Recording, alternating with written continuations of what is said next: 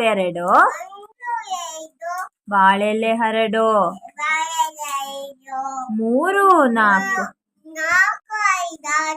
ಮೂರು ನಾಲ್ಕು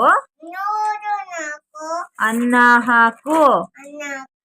ಐದು ಆರು ಬೇಳೆ ಸಾರು.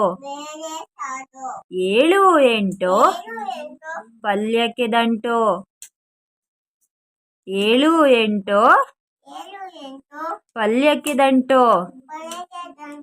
ಒಂಬತ್ತು ಹತ್ತು ಎಲೆ ಮುದುರೆತ್ತು. ಒಂಬತ್ತು ಹತ್ತು ಪಪ್ಪು.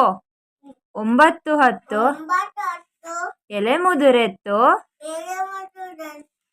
ಒಂದರಿಂದ ಹತ್ತು ಪಪ್ಪು.